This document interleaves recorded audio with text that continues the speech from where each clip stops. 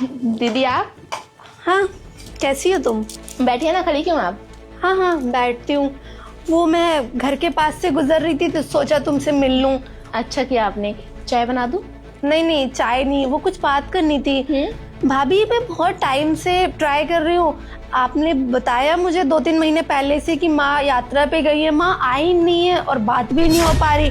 कभी आप कहते हो कि आपकी बात हुई है, नेटवर्क प्रॉब्लम, कभी कुछ कभी कुछ। दीदी मैंने आपको कितनी बार बोला है, मुझे भी उनकी बहुत टेंशन होती है। मुझे भी सही से नहीं पता कि वो कहाँ गई है। तीर्थ यात्रा पे गई है और ये बात ना मुझे सोसाइटी की औरतों से पता चली है। सोसाइटी की औरतें जा रही थी, बिना मुझे बताए निकल गई घर से बाहर महारानी। और तो और घर में जितना भी कैश पड़ा था ना, सब लेके चली गई है। पता नहीं कहाँ है, किस हाल में है। घर वालों की तो टेंशन ही नहीं है उन्हें। तो फोन ऑन करने की क्यों नहीं कोशिश करी तुमने? और तुम्हारे होते हुए घर से मम्मी कैसे निकल गई जो आपको पता भी नहीं चला? अरे मैं क्या उनके पैरों में बेड़ियां बांध के रखूं उन्हें, जो मुझे पता चलेगा कब कहाँ जा रही है कब कहाँ नहीं जा रही है। चली गई सुबह 5 बजे की ट्रेन से, नहीं पता चला मुझे। मैं तो सो रही थी ना। अब गेट खोल के कोई भी अंदर से बाहर जा रहा है, मैं क्या पहरा देने के लिए गेट पे बैठूं? कौन कब कहाँ जा रहा है? भाभी, लेकिन इस बारे में सिर्फ आप ही को पता है ना, भैया को पता है ना, घर में किसी और सदस्य को पता है। हम लोगों को बाद में पता चल रहा है। माँ का ना नंबर मिल रहा है ना, उनसे बात हो पा रही है। उनका फोन कहाँ है? मुझे लगता है ना उनका फोन उन्होंने जानबूझ के चार्ज नहीं किया होगा। किसी बात से ना वो हमसे नाराज है। तुम्हारे भैया भी कितने परेशान हो रहे हैं, वो भी इधर से उधर ढूंढ रहे हैं उनको। लेकिन वो है, उन्हें अपने बहू बेटे की कोई फिक्र ही नहीं है। मस्त महारानी तीर्थ यात्रा पे चली गई है। इतना टाइम हो गया, मुझे तो लगता है पुलिस कंप्लेन करवा देनी चाहिए थी ना हमको। हाँ तुम ठीक कह रही हो, लेकिन पुलिस कंप्लेन करवाएंगे तो सोसाइटी में हमारी बेइज्जती हो जाएगी ना। तो मुझे लगता है कि थोड़ा वेट कर लेना चाहिए, वो आ जाएंगी। नहीं भाभी, बहुत हो गया। मेरे अंदर अब इतना पेशेंस नहीं है। वो मेरी माँ है। आपको तो कम इमोशंस होंगे उनसे ना, क्योंकि वो आपकी सास है। एंड ऑफ द डे तो प्रॉब्लम मुझे हो रही है ना, क्योंकि मेरी माँ गायब है। आपकी माँ नहीं, आपकी माँ तो घर पे बैठी हुई है। अब जिसकी माँ नहीं मिल रही है ना, उस बच्चे से पूछो। अरे बच्चा कितना भी बड़ा हो जाए, उसको माँ ही चाहिए होती है। और माँ की कमी कोई नहीं पूरी कर सकता। दीदी ये कैसी बातें कर रही हैं आप? मुझे कोई टेंशन नहीं है उनकी, आप ये बोल रही हैं।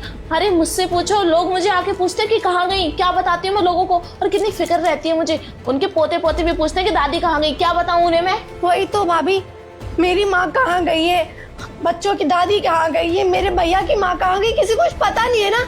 लेकिन आपको पता है कि आपकी सास बस तीर्थ यात्रा में गई, ऊपर से घर का पैसा भी लेके गई है। फिर तो बहुत ऐश की जिंदगी जी रही होगी ना मेरी माँ। और हम सबसे रिश्ते तोड़ दिए उन्होंने। इस उम्र में भी वो कहाँ कैसे भटक रही होंगी, किसी को पता है? वही तो, बुढ़ापा आ गया, एक पैर कब्र में जा रहे हैं, लेकिन महारानी को अय्यासियां चढ़ी हुई हैं। अब पता थोड़ी है कि तीर्थ यात्रा पे गई है, कहीं अय्यासियां कर रही है।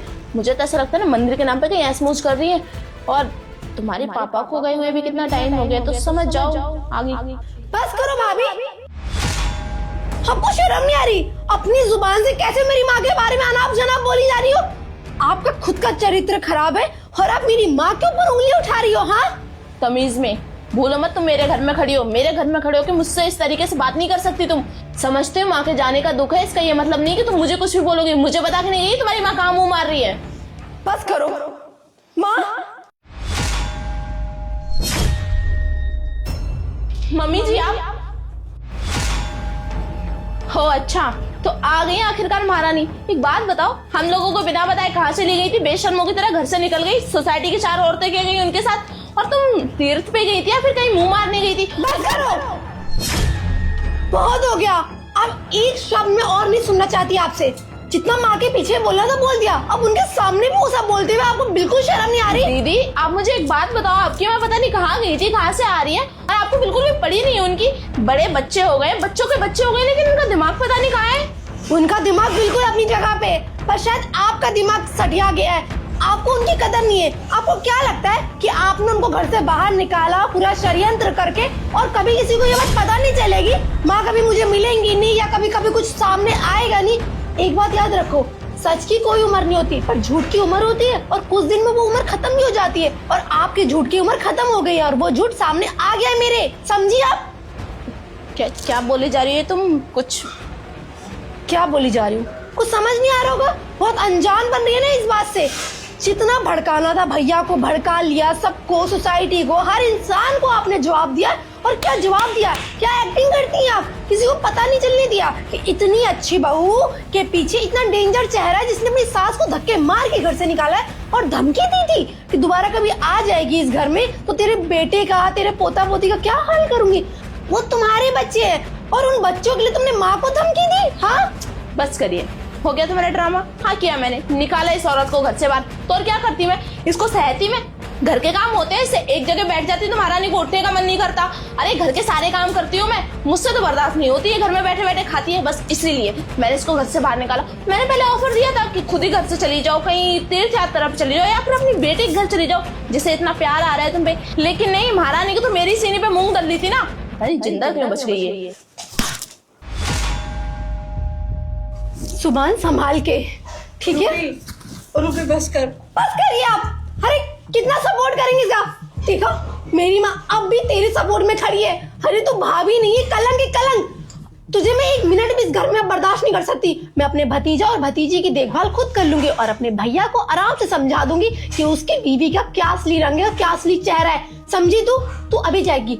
Police inspector. रूबी मेरी वजह से मत कर, अपने भाई का घर खराब मत कर। माँ एक शब्द और नहीं। इंस्पेक्टर साहब। जी मैडम। आप इस लड़की को ले जाइए और जेल में बंद कर दीजिए। इसके खिलाफ मैं गवाही दूंगी और कंप्लेन करूंगी। इसने मेरी माँ के साथ जो किया है ना, ये 7 जन्म तक भी इसको भूल ना पाए, ऐसी सजा दिलवाऊंगी। तुझे छोड़ूंगी नहीं मैं। नहीं चली जाए यहाँ से, इससे पहले कि मेरा चलो मैडम। और दोबारा पलट के इस घर की तरफ देख मत लियो।